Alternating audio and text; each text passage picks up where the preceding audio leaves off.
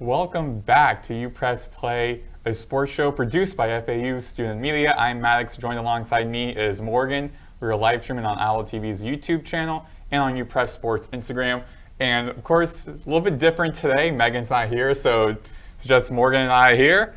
So how was your weekend, Morgan? Yeah, it was good. Actually, on Friday, I did some play-by-play with Owl Radio That was cool, for yeah. the softball game. I was supposed to do it Saturday, but the equipment was too hot. Yeah. That's the one problem with softball. It's like with baseball, a little bit bigger stand, so they'll have like a little tent for other media. For softball, it's a little bit smaller, so they do have now a table set for media, but there's no tent, so and the equipment the equipment we use, the heat just destroys it. But yeah, I was also covering that game as well. Actually, two of the games for one of my classes. We'll get into a little bit about the softball later on. But to start things off, some news with women's basketball. A new women's basketball head coach, Leanne Freeland, is going to be now leading the FAU Owls this upcoming season. She previously coached at Division II Nova Southeastern, which is in Davie, Florida, three-time Sunshine State Conference Coach of the Year. The last time she won that award was back in 2024, so a very recent award she's gotten. She's 274, 124 with Nova in the past couple of seasons, actually 13 seasons with Nova. So, Morgan, we kind of discussed on the last show a couple of times of who FAU should bring in as a head coach. I mentioned I think it should be more of a local base, someone within the area, knows recruiting, knows the area well. Yeah. So what are your thoughts on the new head coach? Well, one of the boxes that you wanted has been checked off. Yeah. She's from Florida, so she knows what she's with recruiting in that area. But then there's also, I'm a little bit intrigued to see what happens because, how often do we see D2 coaches move up and do well in Division I and in bigger conferences, right? Usually I feel lately we've been kind of poaching assistant coaches, right? Yeah. Jacobs, now the new football head coach have been assistant coaches, or if they were head coaches on a smaller program. But still in Division I. But this is a Division II head coach who's been very successful. Yeah. And I don't think that we should, lower our expectations or be disappointed that it's a D2 coach. Yeah. In fact, a D2 coach with a lot of wins shows potential to win at the next level, of course, for sure. Yeah. But yeah, those are a couple of concerns. Okay, how is she going? It might be a little bit of an adjustment period with her coming from a lower conference to a higher conference. Of course, it's just different, different everything. Yeah. It's bigger everywhere, things like that. So how is she going to, work with that? And of course, we can be confident in her Florida recruiting since she's, from Florida for the last 13 seasons. Yeah. So, and she has success at that level, but is that going to be able to convert to a bigger and higher level? True, especially since the AAC we know is a very tough basketball conference, and we saw some struggles with the under the previous head coach Jennifer Sullivan, who's now going to be an assistant coach at Missouri. So she also kind of took a little bit of that back step, but with her, the team kind of struggled in conference play, both in Conference USA. Looked like there were going to be some upside in her second season, but then after that, FAU Athletics moved to the AAC. And so then the past two seasons, just both of them, 11 wins, all of their seasons were sub 500. And be interested to see now with this new head coach coming in, especially from D2 level, how is that going to translate into Division I? Because Division I, Division II are very different competitive levels, different challenges, all of that. So, and I've seen videos on social media of her getting used to the area and meeting the team. The team seems to be very supportive of this new head coach. And I think also the fact that a couple of players now enter the transfer portal and a couple have already graduated, you got some more opportunity to kind of build that team you want and also try to keep some of those players who transferred over or were recruited by Sullivan to keep them at the school. So that leads to my next question, which is, who do you think she might bring in during the off season, especially looking at Nova Southeastern? Yeah, I don't really know how her connections go, especially since she's from a D2 level. I just don't understand what's her connections like, of course, like with the transfer portal. So that's like it's the biggest I don't know with that, because it's like she's coming from the D2 level, so it's like with Jennifer Sullivan, she's from Missouri. She came from Missouri as an assistant, right? So she like had those connections and knew some players, like maybe in the SEC in general or things like that. But here, like I don't like the D2. Like I wonder how is that going to work. Like, can she bring a player or two from the D2 up to the Division 1? Is she going to do that? Are they talented enough to come to the AAC? Like, probably not. I mean, we've seen in the past, postseason with Drake University, where their head coach was a former D2 coach, and he brought in several players who were also from that D2 program, and they had 30+ wins in that season. Arguably, they won like the best like college basketball teams, like scoring wise, win wise, and how they upset Missouri in the first round, and then made to the second round, only losing to Texas Tech. But having that Division II coach, those Division II players coming to the Division I, kind of shows a little bit that they can adjust to that, and it's really important to see if she does bring players from Nova Southeast, and how is she and those players going to first off communicate well with the entire team and gel with them. Then the other part is how well are they going to be in conference play against a tougher conference, not the Sunshine State Conference. This is the American Athletic Conference. So maybe it's more not about like who she bring in the transfer portal, but what she can do with the existing roster that has not entered the transfer portal, and if they don't enter the transfer portal, like right now it's like 10 that are on the roster right now that aren't entering the transfer portal. So maybe it's more about of course she'll get some transfers, of course. Maybe she'll bring a couple from Nova, but can they it's more about like developing them and just getting bringing up the chemistry between them and the existing 10 players on the roster right now. Maybe it's more about that than it is about bringing in like crazy talent.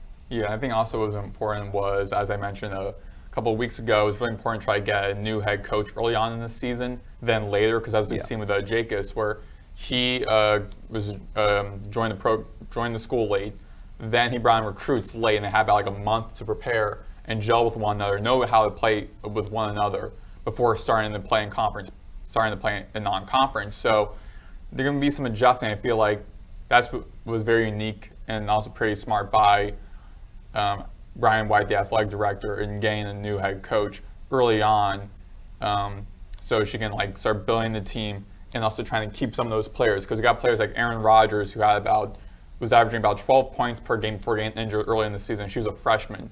You also got Alana Rouser, who's also a freshman, who played a lot of games and in the post.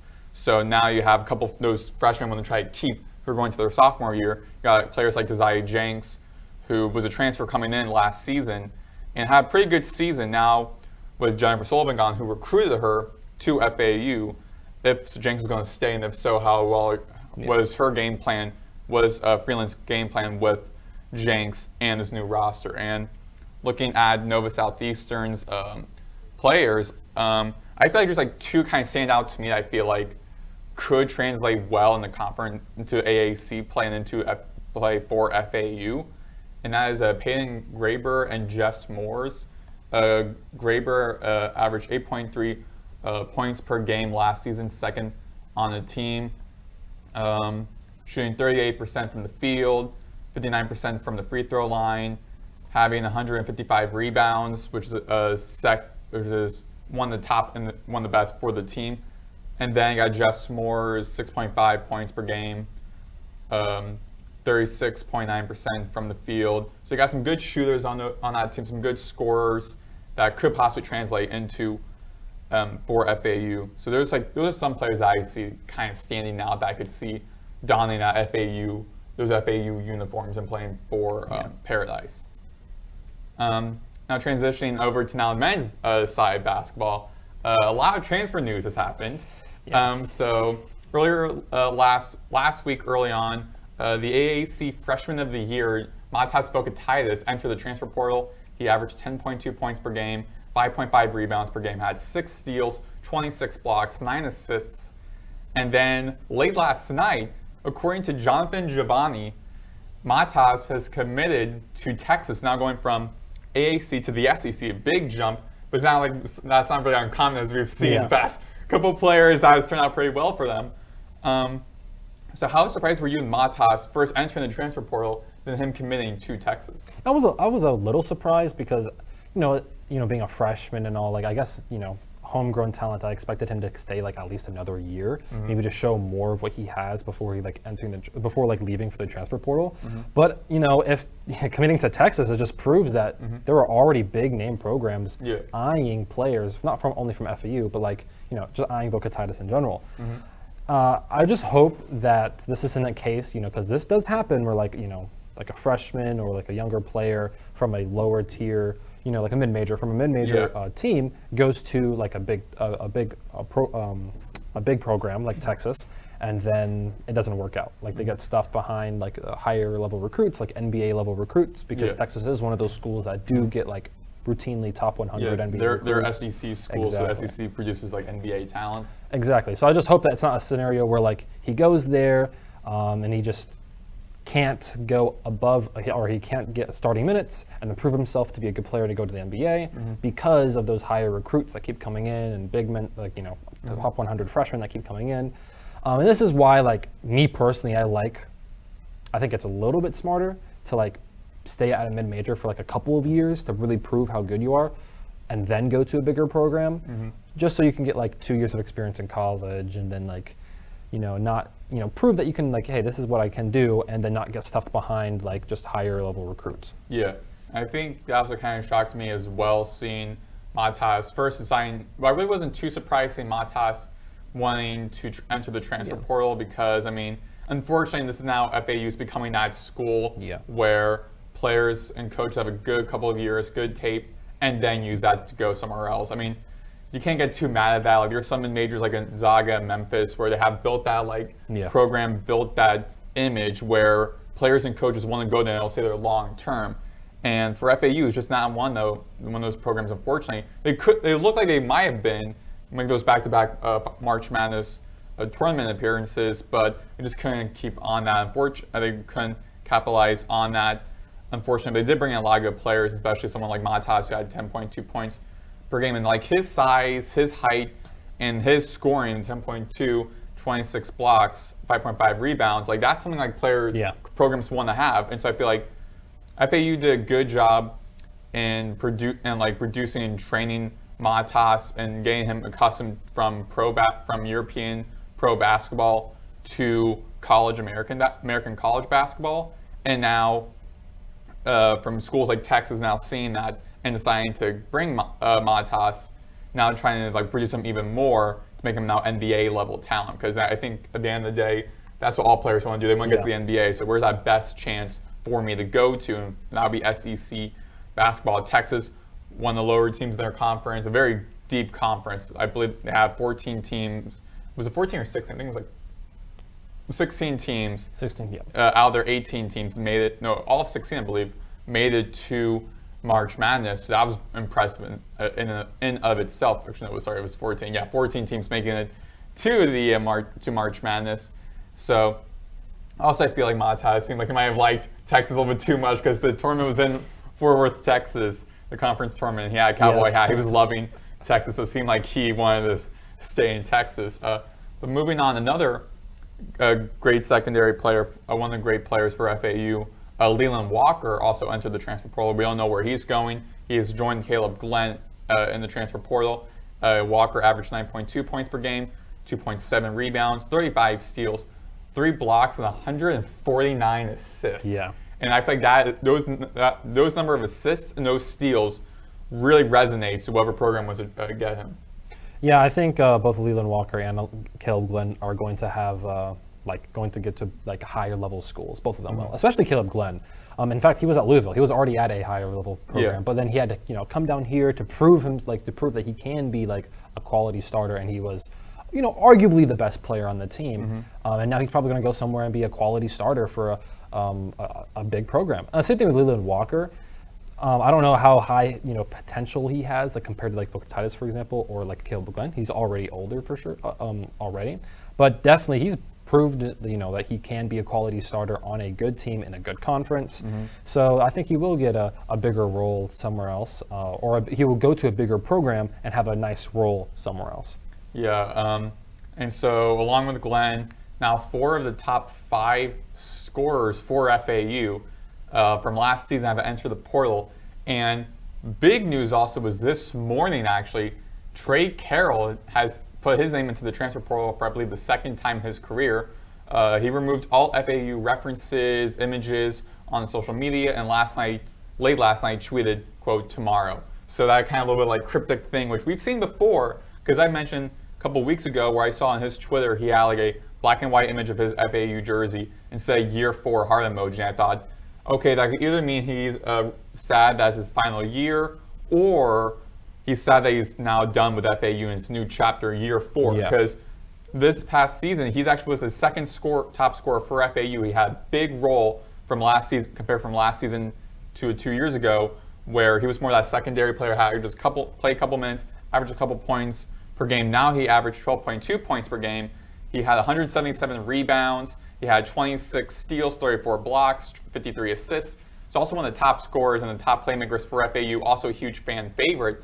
And now Carroll enters the portal, and best of luck to him, because even though it kind of hurts as like a fan, as a journalist, as a student following FAU men's basketball, like you still understand the reality of it. Like the reality is, if someone like Carroll having a bigger season this season than past couple of seasons in his career, and he wants to try to go pro. He already proved himself how well of a player he is. Now he's like, okay, let me go see what my value is worth with these other programs. Maybe get to a bigger school at a bigger conference and play well there. So now that 4 of the top 5 scorers for FAU now are entering the transfer portal, with one already finding a new home, with Maddox going to Texas. What will John Jacobs do now? John, okay, this is what he's going to do. So first off, he's already at an advantage compared to last offseason because he has, not 10 new players coming in, right? Yeah. So he still has most of the roster, even though the top heavy talent is leaving. All of the people that first off were injured and didn't get a chance to showcase their talent, who probably would have had a role anyways if they were healthy, they're still here. And all of the developmental players like Devin Vanterpool and Powell and all of them, they're still here as well as some of the other bench player. And we'll see what happens with Baba Miller. Yeah. I'll be a little surprised if he stays, only because I think he is somebody that can go to like a higher level program and prove like to have a bigger role at a bigger program and then go to the NBA. He's been in those NBA like mock drafts and like He actually also went to the combine. He went to the combine as well. Like he has NBA interest, so I wouldn't be surprised if he leaves as well. But now I'm starting to be like, oh, maybe he will stay. I mean, he's taken the longest to announce it, so maybe he will stay. And I don't doubt that Baba Miller, especially if FAU next year improves vastly, maybe even goes back to March Madness in his second year, he can still get drafted too, as well, in my opinion. So I think what Jacobs should do now is, develop the guys that are on the roster. Do the same thing he did last year, picking, the top end talent from lower programs, and then the talent that are on bigger programs but just won't have a chance to like really prove themselves, right? Like a Caleb Glenn, pick those like bottom of the roster and the big program guys. Take 2 or 3 of them to fill out the roster, develop the other 10 that are staying, and then hope to improve next year. There's going to be a big developmental offseason. And also kind of a prove it year, I think, for, we're going to improve. We're going to be good. You don't have to worry about us being 18 and 14 every single year. Next year is a chance for us to prove, or for FAU to prove that they can improve every year and that Jacobs was the right choice. So he should just focus on developmental and then getting a couple of transfers. Yeah, I think also, as you were saying, like this is a little bit different than last season because now Jacobs is in his. Last season was his first year as a head coach of college basketball in general, so he had adjusted that and built a roster just a short amount of time and recruiting. Now he's probably going to bring in some high school recruits maybe, but also now he has to like look into the transfer portal, which I feel like should be his next step, and try and replace some of those guys who left, because 4 of the top scorers now left is a big thing to make up for. And there are some players on the team right now like Nicola Moretti. And right now, Nicola Moretti, Devin Vanterpool had a good season, had more of a role this season than last season. Matas Kochanis, if he's able to stay, he played early on in the season. He put up some good points, put up some good tape. Max Lingenfeld, he only played just a little bit. Baba Miller, I feel like that's the most important thing right now is to kind of keep Baba. But I also don't. I just feel like Baba, because he's gonna be entering his senior year. He already went to the NBA draft combine last season, so he already knew what scouts wanted to look for. And 11.3 points per game, better than what he had at Florida State. But he has some good games, also had a lot of bad games. And so now I feel like what Baba might do is try to go to another program, maybe returning to Florida State or going to another SEC or ACC or like a Big 10 or a Big 12, like one of those Power 4 schools, and try to build his repertoire there because he has one more year left. So I still feel like keeping Baba is like the most crucial, but I feel like as of now, what Jacobs needs to do is look into the portal, try to get guys to kind of fit what type of system he wants to play, because that was also a big thing, which was he was very new to what he wanted to do. He was in his first year as a head coach, so how like kind of experiment what type of playing style he wants to have, how that translates well into college basketball, and what players really fit that mold. And it looked pretty good early on in the season, then kind of fell down once they got into conference play. But it's now seeing what their non-conference looks like, which now he's going to actually build that non-conference is going to be crucial. But also seeing what players he brings in. I feel like keeping players like Langenfeld and Kochanis and Vanderpool and Moretti, keeping them and possibly trying to keep Baba Miller be good foundation points. Yeah. But also, I mean, you got players like Liam Dako Green, who we haven't seen play this season because he was a freshman. But from hearing what Cam and JD, who used to be part of UPress, play last spring and last year, they said that Liam Dako Green looked very good in that Paradise. I forgot what it was called, the Paradise game or something, where they had like both teams just playing each other. It was kind of like a spring game for college basketball for FAU, and they said Dako Green looked really good. Yeah. So maybe seeing how he might play next season and what role he will have, especially him entering the second season. So I feel like Jacobs needs to do is obviously look into the portal, see what he can get, and try to keep as many foundational players as he can. And then from those players, look at what type of style of basketball he wants to play and which players he can bring in can best fit that game style, as well as what players currently on the roster could be the best, could be the most crucial and beneficial for them next season. But speaking of non-conference, so one question kind of dawned on me a little bit from seeing someone bring it up earlier this morning on X. How might all these new roster changes, because again, top 4 scorers have left. On top of that, 3 players have graduated, so they just lost 7 players on your team. How might all these new roster changes impact the non-conference scheduling, as well as Jacobs' head coaching career? Because now you have to build a new roster again from scratch, basically in 2 straight years, as well as trying to make your own non-conference also best fits what type of style you want to play, as well as what's going to help you in the long run. Because again, we all know non-conference is very crucial for when that postseason, once March comes around. So how might these new roster changes impact that non-conference scheduling, as well as Jacobs' head coaching career? Well, when I think about the FAU and like non-conference scheduling, I feel like the reason why non-conference was like a very like big strength for the last couple of years was because of Dusty May and then going to the March Madness, going to the Final Four, and then all those things, right? And then John Jacobs is still a high name guy, assistant coach from Baylor who won the championship.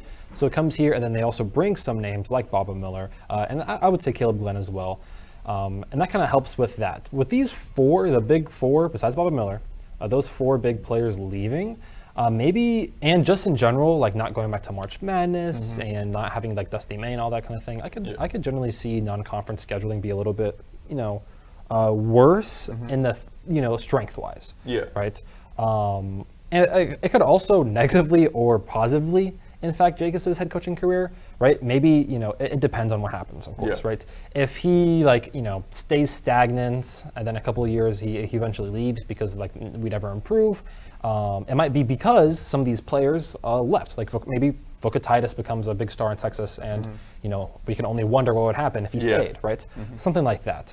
But if he's able to, develop these guys and consistently improve, Jacobs could become, a big time name and then get, probably would eventually get poached by a bigger program if he does good at FAU, but would bring back success to FAU. So these roster changes, it really depends. It's kind of like a flip of a coin, right? Because if things don't go right, it could be oh man, yes, he should have, the development of the players, it didn't work out. But these 4 big name players, right? And to be honest, I don't think a lot of people expected all of them to leave, to be honest. Them leaving probably had some impact to do with that. Or it's looked at like, if he does good, he does successful, like, oh wow, even with those big name players, this guy can continue to develop talent into high level to potentially professional level basketball players. Yeah. So, it could be either or. Yeah, I mean, there could be there's both positives and negatives about this. I mean, there's opportunity to build players and kind of build that reputation. Like, I can develop these great basketball players who can go to like the next level. But I feel like also the most important thing is trying to build something at FAU, because that's the most important thing, and trying to keep players. And so I feel like, as you said, like the non-conference, I guess might go down a little bit for the difficulty level, just because trying to get these new players in time, trying to develop them, trying to get them within your system, and then trying to see how they all mesh together on the season. You have to try to build a schedule that kind of helps you with that. So I feel like now is even more crucial for them to play well in their conference, because they need to have a good seeding, and they need to probably win their conference if they want to get to the postseason again. But also in his first season, he went to the postseason as well. Again, they lost at home to Dayton late March. But I feel like there's some upside to there's always opportunities for us. I feel like there's some upside to this. You can start to build again another roster, but try to build now to knowing how well not the AAC plays and how to playing against them, and what players to bring in, so we can build that roster, because he now knows what that playing style is and what players best fit that role and can best play within that system. And moving on to FAU baseball. So the baseball team is now 23-9, 5-4 in the AAC. They won all 4 of their games last week. They played a game on Tuesday and then play a weekend series on the road to East Carolina. They defeated FGCU 8-3 in Fort Myers, and then swept East Carolina, who are the reigning AAC conference champions, and they swept them over the weekend on the road. They have the second best overall record in the conference, behind UTSA. So, Morgan, is this FAU baseball team playoff caliber? Because last season they won 28 games already. Early on in the season, 23 games. So. Yeah, definitely. I think that it's definitely, well, it's a huge improvement, obviously, and I feel like they could make some noise, and they could be a playoff team caliber. I know the next topic is like, should FAU get NCAA ranking votes? And it's a little hard to really say. So like, baseball is one of those sports where like these specific schools, think of like Vanderbilt, Tennessee, for example, things like that. Those specific schools are always in it every single year, right? Yeah. It's very SEC heavy. Baseball is very SEC heavy. I just looked at the top 25, and it was like, I think every single SEC school is in there. And UTSA, who's a couple games better than us, better than FAU, and they're the top of the conference, they're not even ranked. Yeah. So I don't think that FAU should be like ranked, especially since, higher competition with those other schools and things like that. But this team could definitely make some noise and potentially even steal the conference championship away from UTSA. Although I knew that they lost to UTSA in their last series against them. But maybe they can turn some things around, change some lineups, game plan. They can steal the AAC conference from UTSA towards the end of the year when they reach the postseason. Yeah, I think also like this team, I also do agree with you, is like a playoff caliber team. Just because looking at their batting right now, they have Jake Dewar, who's a transfer batting, leading the team with 421. Then they got Kyle Boylston, the freshman sensation, playing also football for FAU, has 400 batting average. They got Joey Slattery, 364, Brando LaRoe, 361, and about 4 other guys who have over 300 batting averages. So they're just there, about 8-9 guys on your team have over 300 batting average. Playing guys hitting home runs, RBIs, great slugging percentages. Like, this team is really good at bat as well as defensively. Marshall Lipsy, he gets on base, one of the best in the nation for on base percentage. Playing great at the center field, he got good outfield. But also looking at their bullpen, they have some great players. Got freshman James Littman, who's also playing great this season. You got Trey Beard right now has a 3.18 ERA. Littman has a 4.05 ERA. Tyler Murphy with a 4.15 ERA, Zach Kilby with a 4.81 ERA, and so they got very strong depth, deep bullpen as well as a just great offense. So I feel like those two even each other out, and that's kind of what makes you a playoff team. Both sides of the ball, both sides of your team play at great levels. Then that can make you a postseason team. And seeing like how deep the AAC is, like probably UTSA might get in the tournament. Maybe East Carolina, they play great later on in this for the remainder of this season. Maybe East Carolina could kind of put its hat in. But I feel like this just might be like a one bid conference. But FAU is that one bid team. Yeah, it's either a one bid or it's going to be whoever wins the conference. Yeah. So I still think it should be we need to win the conference, so there's no questions about it. Exactly. Yeah. That's what FAU needs to do for them to go get to that bid. Mm-hmm. Yeah. And so shifting from baseball to now softball, the FAU softball team, 34-7. They are 13-2 in the AAC. They won 2 for 2 last week. They lost to FIU on the road 5-2 on Wednesday, and they won 2-1 against USF over the weekend at Joan Joyce Field. Morgan was calling that game for Owl Radio. I was covering that for one of my sports classes.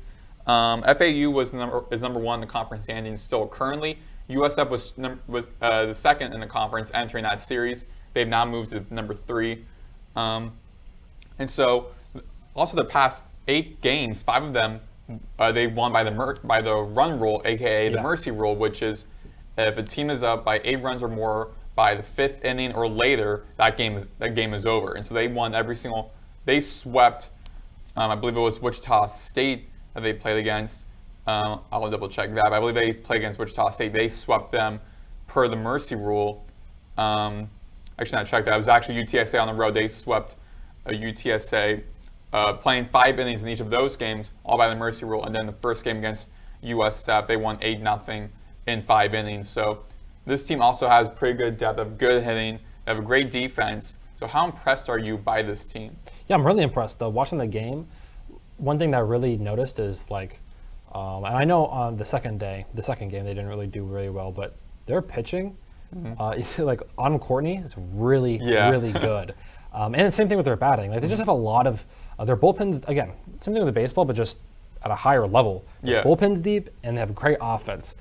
And I really wonder, just if they can stay consistent, how far they can really go. Because I think it's just really a matter of how far they can go, and not if they're good or not. Last year they proved that they were good. This team is really good. They have a lot of heavy hitters. Like Hammonds, Chanel, and these are young players too. It's not like they're seniors. Well, of course there's a couple of seniors and juniors that are really good, but Chanel and Hammonds, that's a sophomore and a freshman right there. Yeah. Right.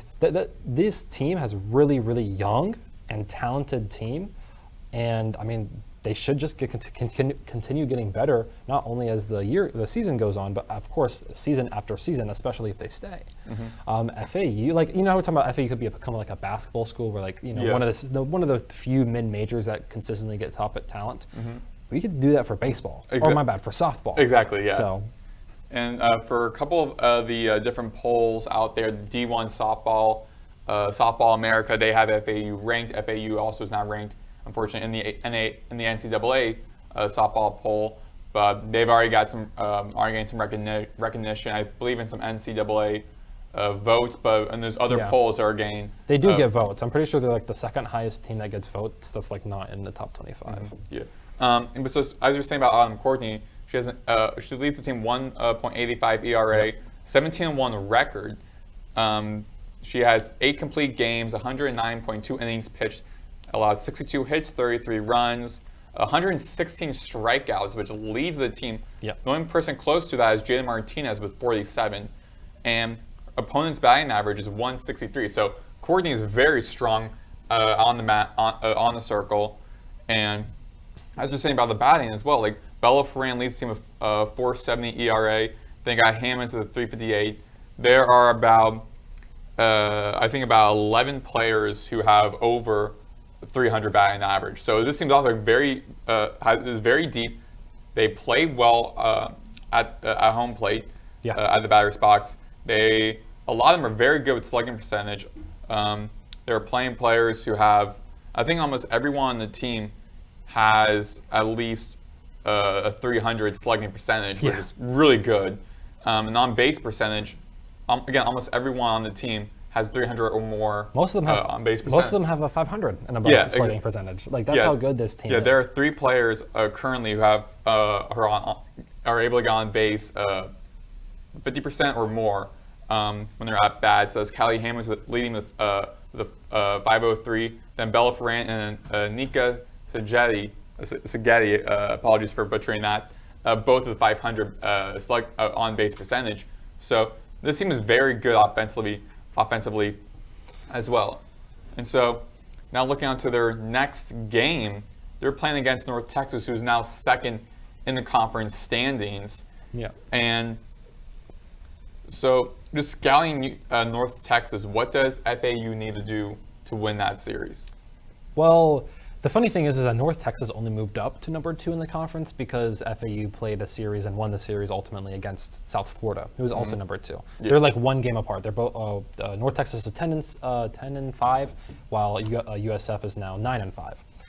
But we just need to do the same thing that we've always been doing. In all honesty, we are the best team in the FAU is the best team in the conference, and they have one of the best batting teams. They have one of the best infielding teams, and they have one of the best pitching bullpens in the entire in the entire nation, I would say. So they just need to keep doing the same thing they were doing, and I think that they can, just stay consistent, do your routine things, and then they should win this series. Yeah, I think so as well. I mean, as long as you gotta trust your offense, you gotta trust your defense, and I feel like Coach Clark does trust her offense and her defense. And looking at how the FAU played this season, I mean, the past 8 games, 5 of them they won by the run rule. Yeah. So they are really good at getting on base, getting hits, getting runs, and outscoring their opponent, as well as having a great bullpen as well. I feel like for North Texas, they could get a little bit mismatched by that, so they have to prepare themselves for how they're going to go play against FAU, because FAU is not going to be an easy opponent to play against, especially because it's a home series as well. And so now, shifting out of FAU housekeeping, we're now going to March Madness, because that happened over the weekend. So first out of the game, the first game was Florida against Auburn, and former FAU Owl Elijah Martin had 17 points, 3 rebounds, 1 steal, and was 6 for 10 from the field. And we do have this clip of him performing this video game dunk, basically. That was crazy. That started from the free throw line. That happened, I believe, around the second half or so. I was sorry, fortunately we did not have that, so sorry I threw y'all off. But yeah, so he was at like basically started the dunk right around the free throw line, and was able basically to complete the dunk. And that video, that video was all over social media through the NCAA's account, through ESPN Sports Center. Like, everyone was talking about that. And for Houston against Duke, Florida did defeat Auburn, and then Houston defeated Duke. Houston was down by 14 with over 8 minutes to go in the second half, and then they came back to defeat Cooper Flagg, and Duke Cooper Flagg is right now the projected consensus #1 overall pick in the upcoming NBA draft.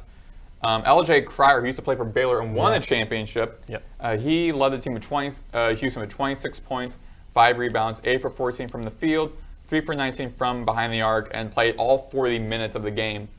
So now previewing the national championship game starts tonight, 8:50 p.m. on CBS. Who do you think will win that game, Florida or Houston? I don't really know. I don't really know. I'm not okay. So Florida, they have wow. See, both of these teams are very deep, very depth.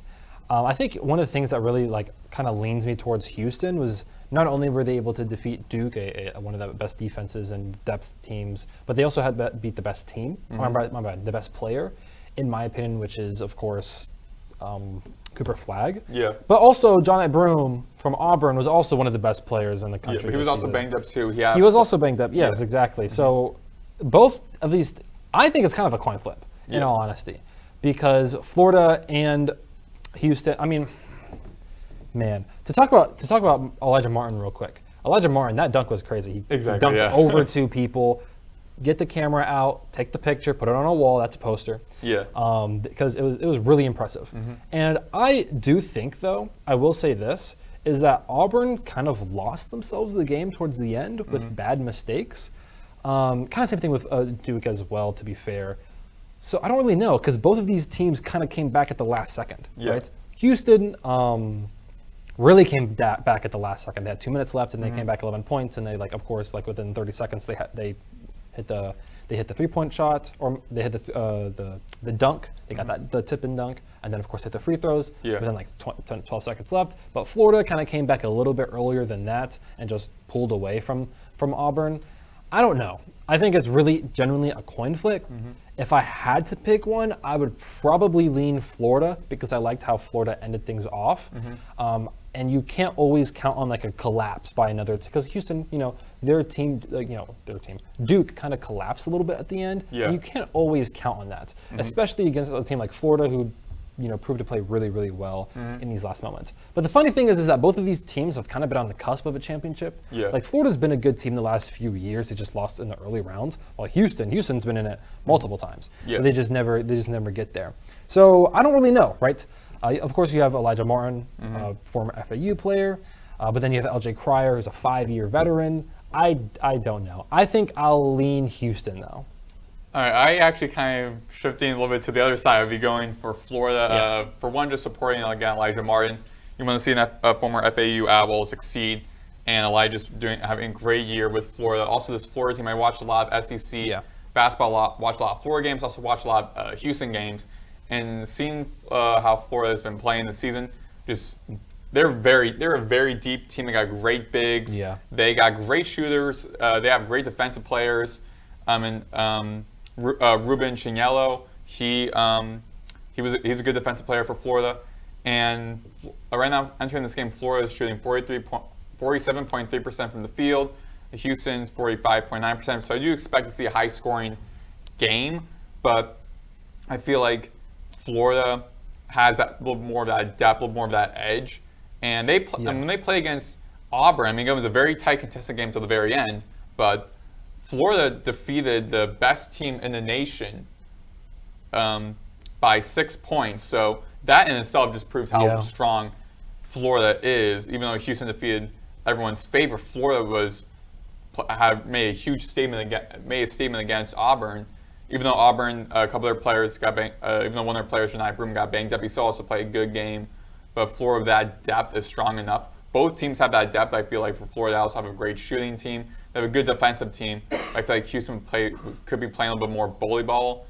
But I still feel like this game is going to be a high-scoring game and be very entertained seeing it. So I feel like the next question, though, about this is who will be the deciding factor in the game for either team? Actually, really thinking about it for a second, Walter Clayton from Florida, he went off the last game.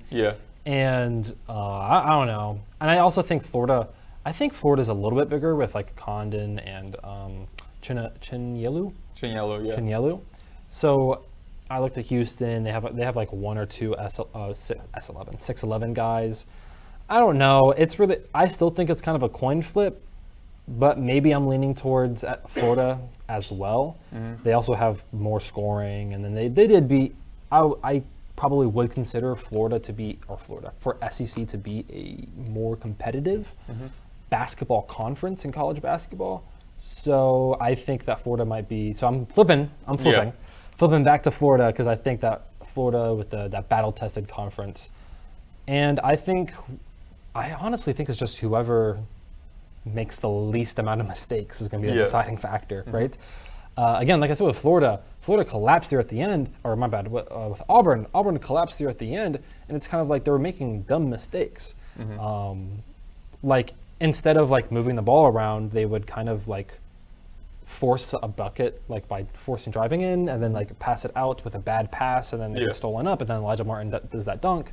They shoot early in the shot clock, and like just a random three.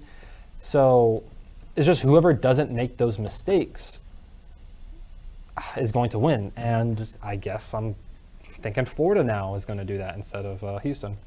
So who do you think will be like the X factor for Duke or not Duke, for either Florida or Houston? Who do you think would be the For both, one we do both teams. or for either team? Who do you think would be the deciding factor in that game?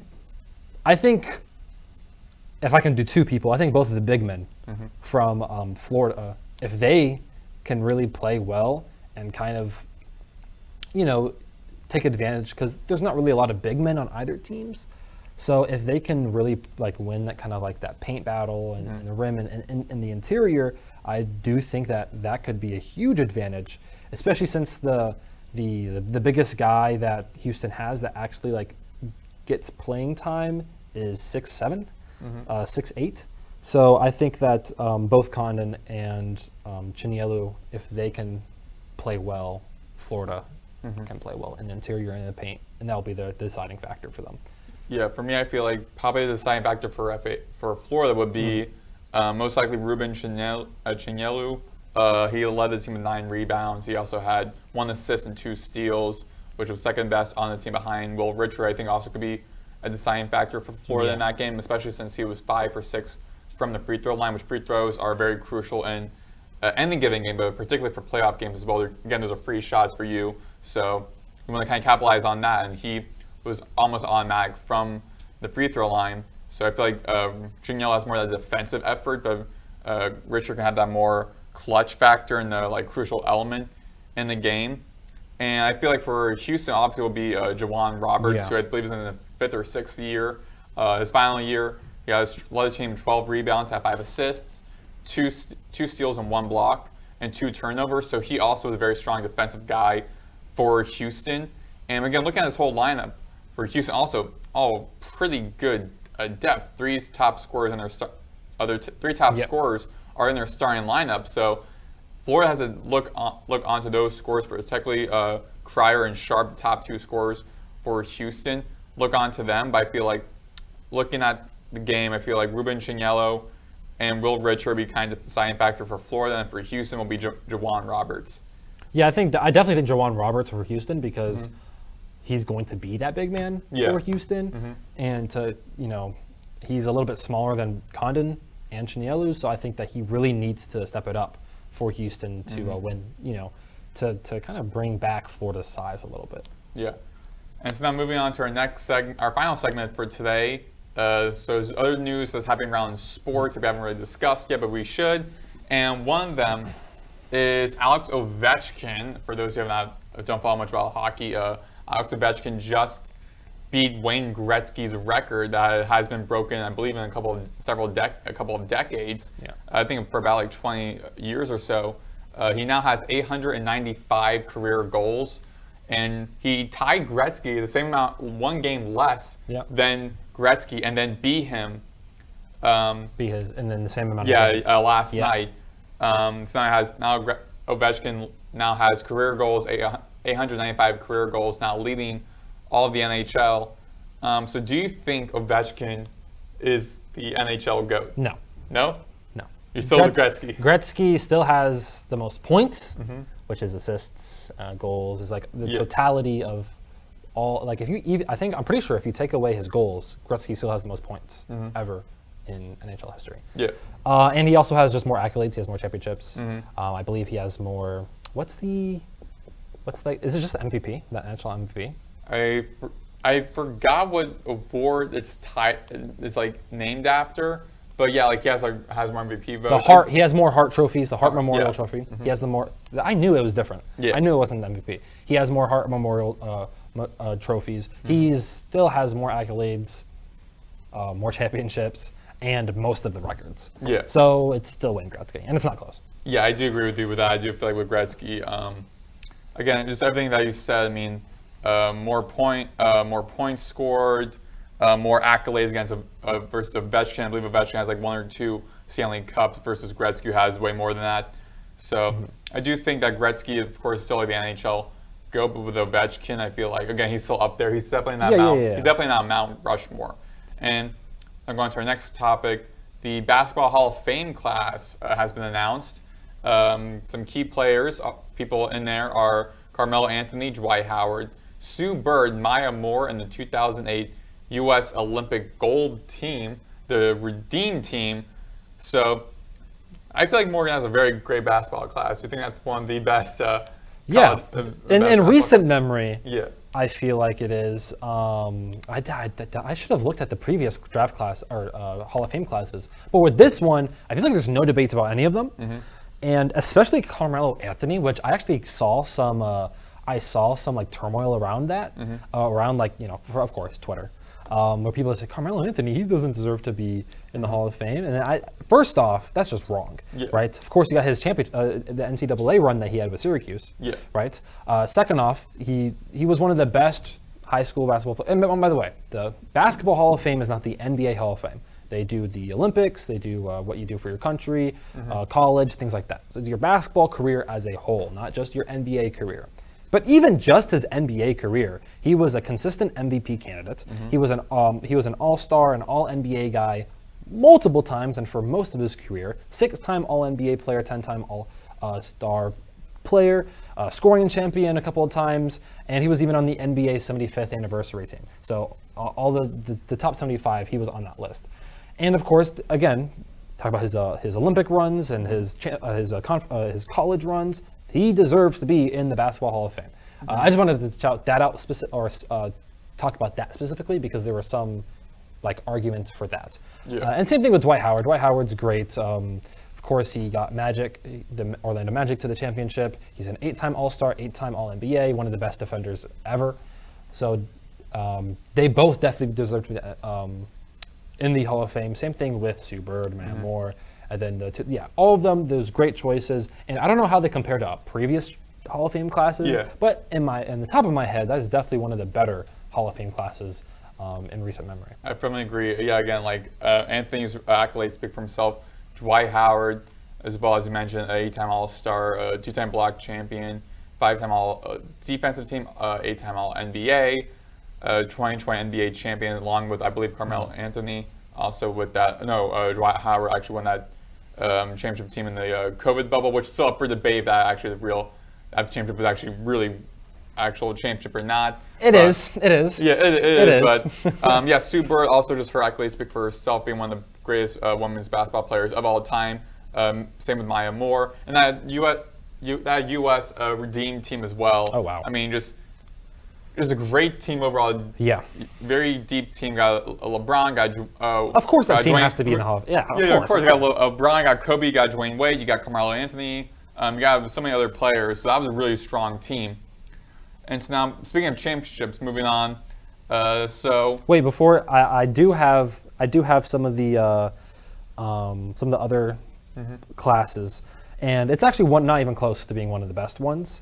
So 2022, or my bad, 2023, Dwayne Wade, Greg Popovich. Oh no, that's a player. No, Dwayne Wade, Dirk, Tony Parker, Paul Gasol. I think that's probably a little bit better. Yeah. For sure, 2020, Kobe Bryant, Tim Duncan, Kevin Garnett. Don't even need to. Exactly. Yeah, that's by far one of the best. For sure, and so those two specifically are definitely, I would say, better. And then you can even have like maybe even 2018 with Ray Allen, Steve Nash, Jason Kidd.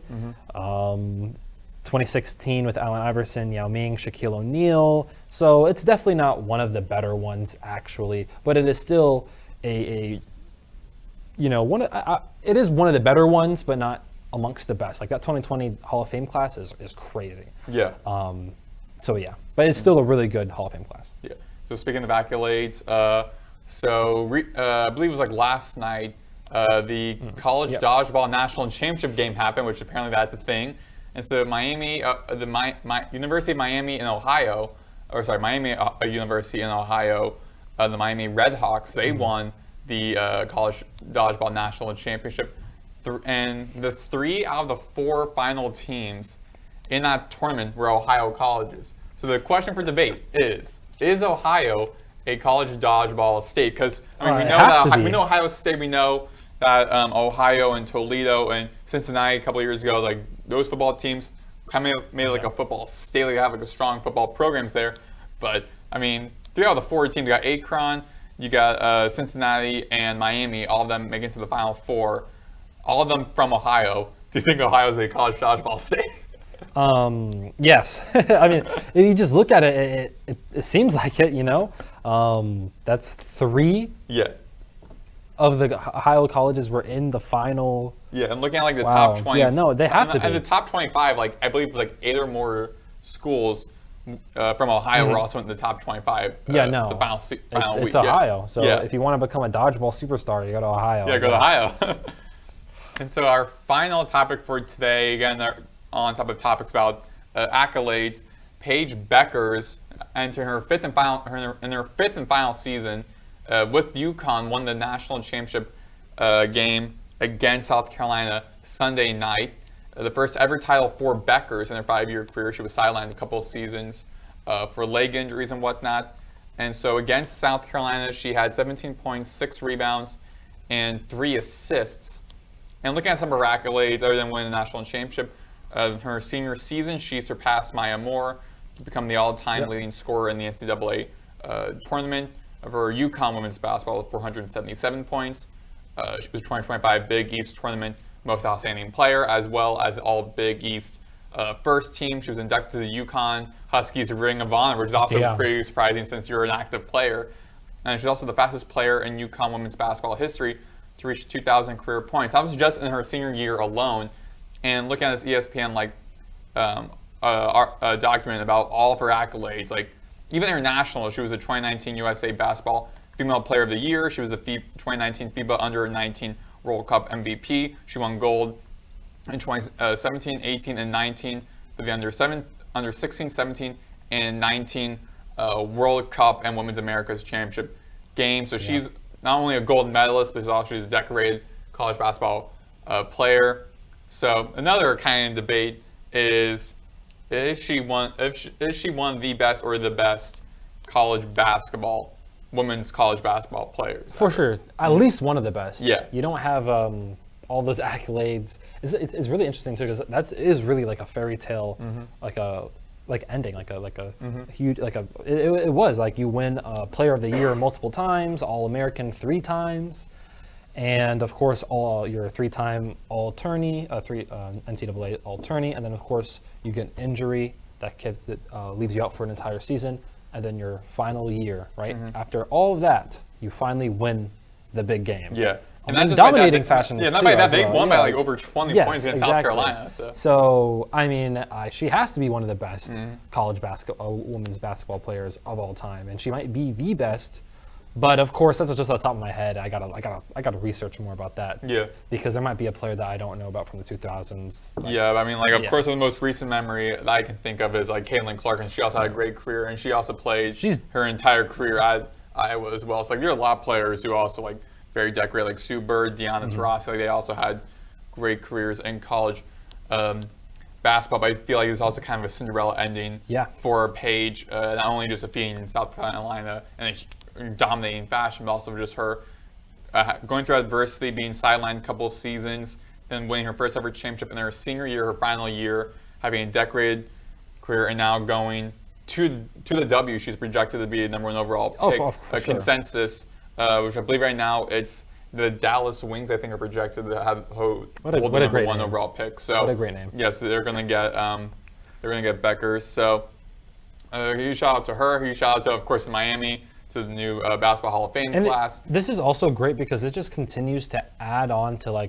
this the rise in popularity for women's basketball, right? I think Caitlin Clark is, for a while going to be like the biggest name, but then now you have Paige here. Juju Watkins from USC is continuing to have a lot of power, then of course popularity, and then of course still Angel Reese, and then Flau'jae Johnson. Yeah, LSU, exactly. Yes. So, and then you have the young players are ushering in the new, the popularity and stuff. But then that is getting the older players in the WNBA more popular as well. So, this is really great for all sides, and I can't wait to see what she does in the WNBA. True, that's true. Again, thank you so much for watching. Signing off, I'm Maddox Greenberg. You can find me on Twitter at Maddox Greenberg, and on Instagram at MaddoxBlade04. Morgan? Yeah, you can find me at the same place, MJ_Larkins, for both of those, for all social media platforms. All right, thank you guys. Have a great day. Peace.